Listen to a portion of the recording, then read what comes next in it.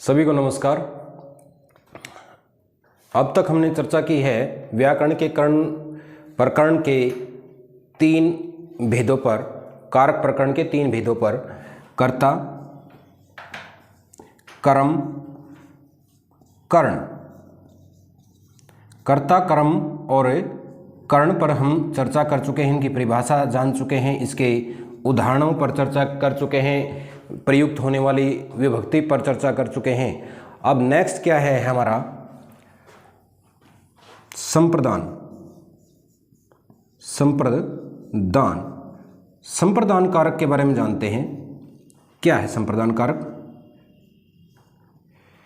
कर्ता द्वारा की गई क्रिया किसके लिए की जाती है? जो कर्ता क्रिया करता है वह किसके लिए करता है, वह संप्रदान है। कर्ता द्वारा की गई क्रिया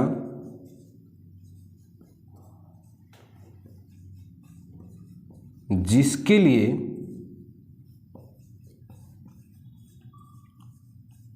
होती है वह संप्रदान कारक कहलाता है।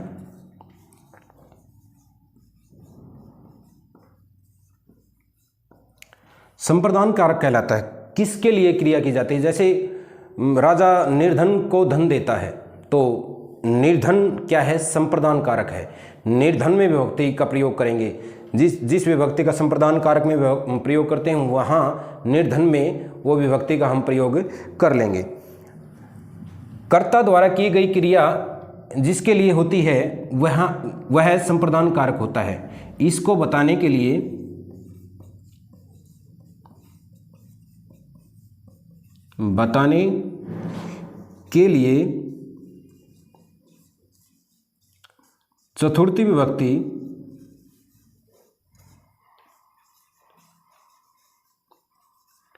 चतुर्थी विभक्ति का प्रयोग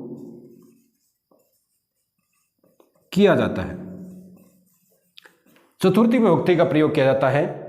कर्ता में प्रथमा, कर्म में द्वितीया, कर्ण में तृतीया और संप्रदान में चतुर्थी विभक्ति का प्रयोग किया जाता है। इसका चिन्ह है, इसका परसर्ग अथवा चिन्ह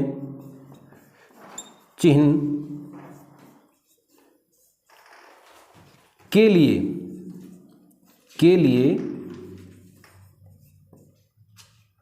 होता है। के लिए होता है।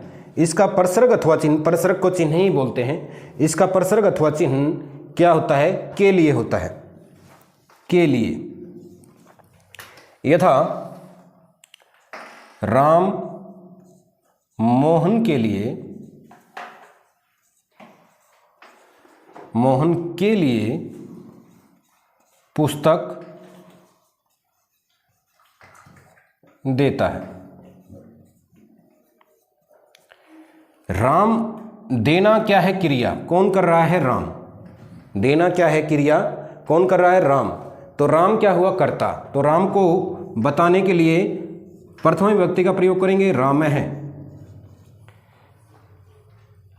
मोहन के लिए किसके साथ प्रयोग किया जाता है? के लिए प्रयोग किया जाता है, संप्रदान कारक का चिन्ह है। और इसको बताने के लिए हम चतुर्थी विभक्ति का प्रयोग करते हैं। तो मोहन की चतुर्थी क्या होगी? मोहनाए। यहां तक आपका संस्कृत अनुवाद हो चुका है। नेक्स्ट क्या है? पुस्तक देता है।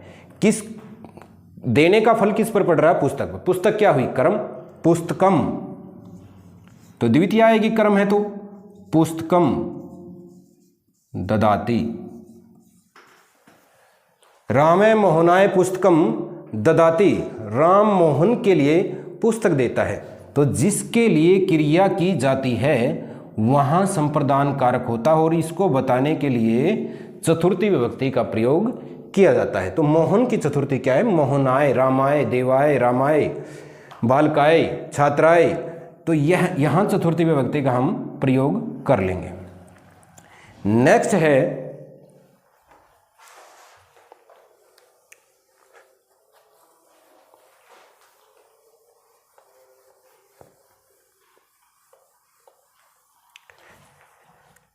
अपादान कारक। अपादान कारक जहां अलगाव हो, जहां किसी एक वस्तु से दूसरी वस्तु का अलग होना पाया जाता है, वहां अपादान कारक होता है। किसी एक वस्तु का दूसरी वस्तु से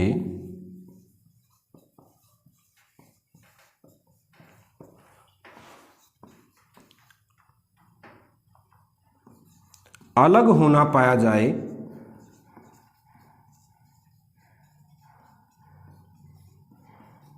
जिससे अलग हो रहे हैं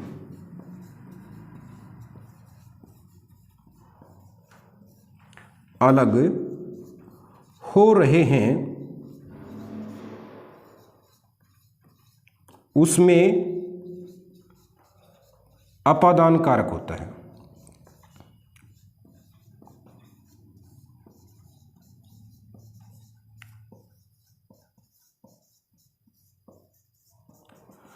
उसमें क्या होता है? उसमें अपादान कारक होता है। किसी एक वस्तु का दूसरी वस्तु से अलग होना जहां मिलता है और जिस वस्तु से अलग हो रहे हैं वहां अपादान कारक होता है। इसका चिन्ह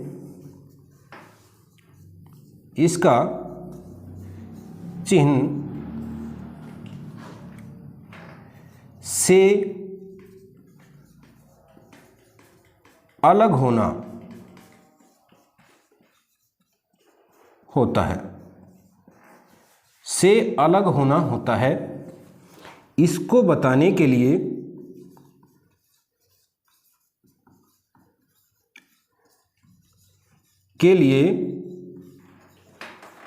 पंचमी विभक्ति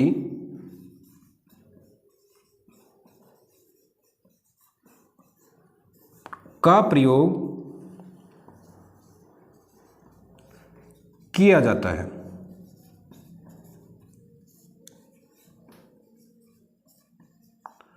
पंचमी विभक्ति का प्रयोग किया जाता है। किसी एक वस्तु का दूसरी वस्तु से अलग होना जहां पाया जाता है, जिस वस्तु से अलग हो रहे हैं वहां अपादान कारक होता है। इसका चिन्ह से अलग होना होता है और इसको बताने के लिए पंचमी विभक्ति का प्रयोग करते हैं। जैसे वृक्ष से पत्ते गिर रहे हैं। वृक्ष से पत्ते गिर रहे हैं, तो किससे अलग हो रहे हैं? उसमें अपादान कारक है। तो वाक्य को समझें एक बार। वृक्ष से पत्ते गिर रहे हैं, किससे अलग हो रहे हैं? तो वृक्ष से अलग हो रहे हैं, तो वृक्ष अपादान कारक है और इसको बताने के लिए हम पंचमी विभक्ति का प्रयोग करेंगे। तो वृक्ष की पंचमी क्या हुई? वृक्षात। वृक्षात क्या गिर रहे हैं? पत्ते। पत्ते नपुंसकलिंग है, जैसे फलम फले फलानी होता है, वैसे पत्रम पत्रे पत्राणी होता है। बहुवचन का होगा, बहुत सारे पत्ते गिर रहे हैं, तो बहुवचन का प्रयोग होगा पत्राणी। अगर यहां कर्ता पत्ते हैं, कर्ता एक वचन है तो क्रिया भी एक वचन की, कर्ता बहुवचन है तो क्रिया भी बहुवचन की, तो कर्ता बहुवचन है तो क्रिया बहुवचन की आएगी। तो क्या होगी? गिरने अर्थ में पत धातु का प्रयोग होता है। गिरने अर्थ में किस धातु का प्रयोग होता है? पत धातु का। और यहां रहेगा लट लकार, पतंती, क्योंकि वर्तमान काल है। वर्तमान काल को बताने के लिए हम लट लकार का प्रयोग करते हैं और लट लकार प्रथम पुरुष बहुवचन में पद धातु क्या बनता है? पतंती। नेक्स्ट है अधिकरण। नेक्स्ट क्या है हमारा? अधिकरण।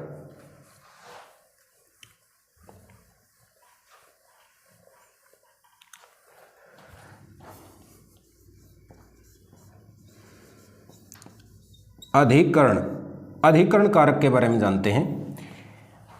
अधिकरण कारक क्या है? कर्ता जहां पर स्थित होकर क्रिया करता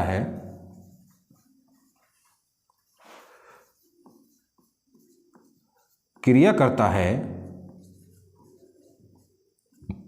वहाँ अधिकरण कारक होता है। जहाँ स्थित होकर क्रिया की जाती है वहाँ अधिकरण कारक होता है। जहाँ स्थित होकर क्रिया की जाती है, बैठकर, घर में, छत पर, वाहन पर, चेयर पर, जहाँ बैठकर, खड़े होकर, जहाँ स्थित होकर हम क्रिया करते हैं वो क्या है, वह अधिकरण होता है। इसको बताने के लिए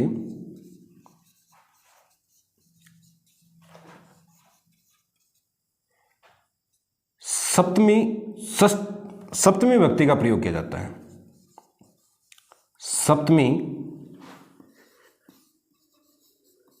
विभक्ति का प्रयोग किया जाता है।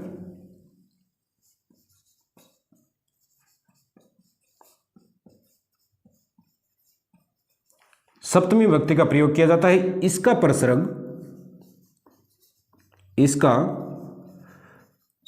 परसर्ग अथवा चिह्न क्या है, में अथवा पर होता है।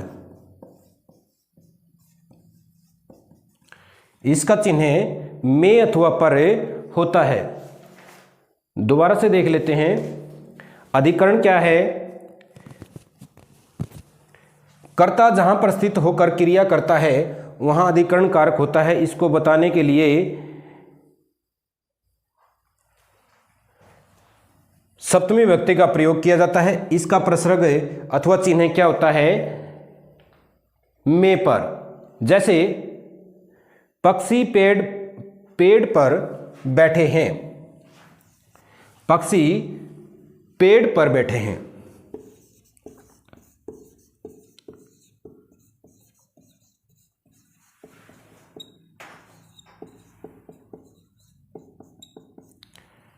तो वाक्य क्या बनेगा, पक्षी खगहा बहुवचन का हो जाएगा। कहाँ बैठे हैं वो अधिकरण कारक है, उसमें सप्तमी आएगी। तो पेड़ पर, पेड़ वृक्ष, तो वृक्ष की सप्तमी वृक्षे, वृक्षे। और बैठने अर्थ में स्था धातु होती है। बैठने अर्थ में स्था धातु का प्रयोग करते हैं। और सथा चलती कैसे है, तिष्ठति तिष्ठतय तिष्ठन्ति। तो ये वर्तमान काल का है तो लट लकार का ही प्रयोग होगा। तो तिष्ठन्ति आ जाएगा बहुवचन में, तिष्ठन्ति। ये आपके कारक हुए। शेष दो कारक हैं। एक संबंध कारक रहता है आपका, जिसको संस्कृत भाषा में कारक नहीं माना जाता है। संबंध कारक, जिसको संस्कृत भाषा में कारक नहीं माना जाता है।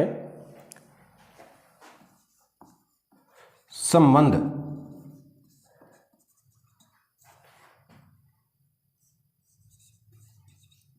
किसी एक वस्तु का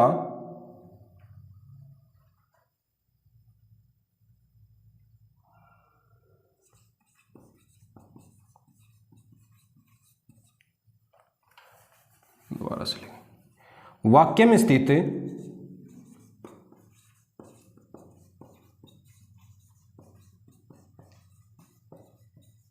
किसी एक वस्तु का दूसरी वस्तु से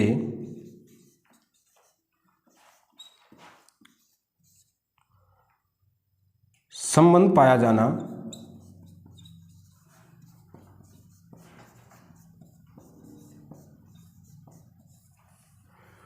जाना संबंध कारक होता है।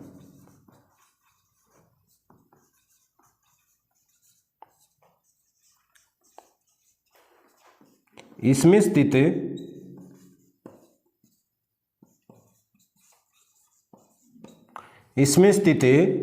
शब्दों का क्रिया के साथ सीधा संबंध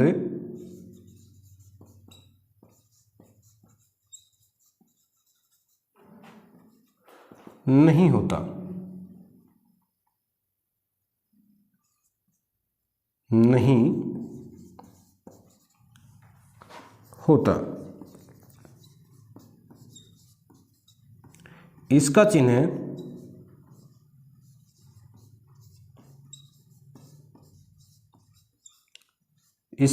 क्या है? का के की और रा रे री। यथा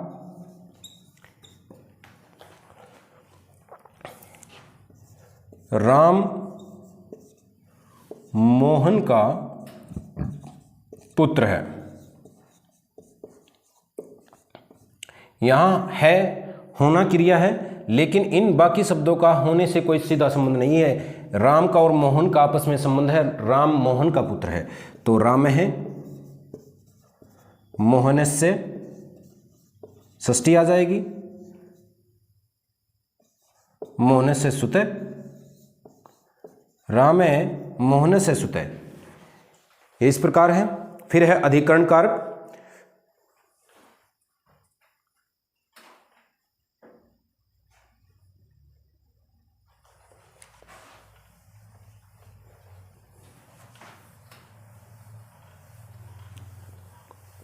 जिनको वे दो कारक हैं ये, जिनको संस्कृत भाषा में कारक नहीं माना जाता। अधिकरण का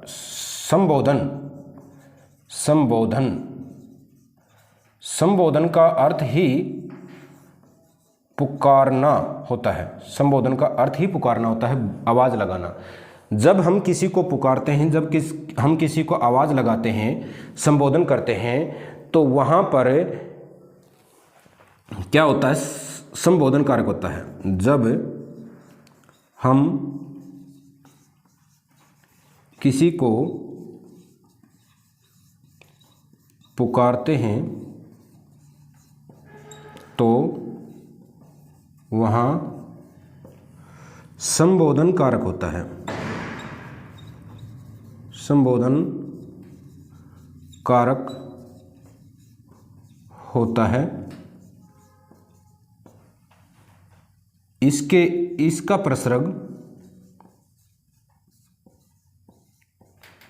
इसका प्रसर्ग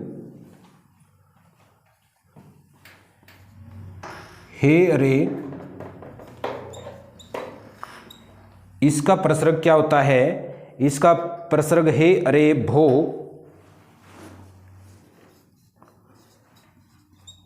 होता है। इसको बताने के लिए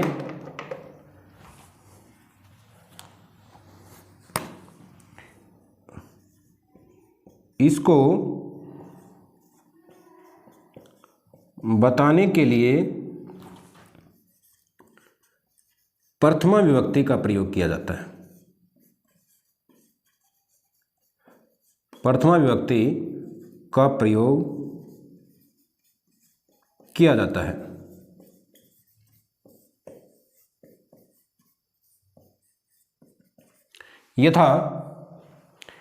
यथा हे राम तुम कहाँ जाते हो?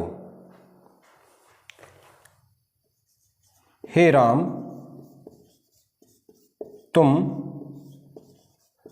कहाँ जाते हो? तो हे राम यही रहेगा। तुम की तवम कहाँ की कुत्र, और तवम के योग में हम मध्यम पुरुष का प्रयोग करेंगे और जाने अर्थ में गम धातु होती है, लट लकार गच्छसि। तवम कुत्र गच्छसि। ये इस प्रकार से वाक्य बन जाएगा आपका। ये है आपका कारक प्रकरण। वीडियो को ध्यान से देखें, समझें और अपने फेयर नोटबुक में नोट करें। धन्यवाद।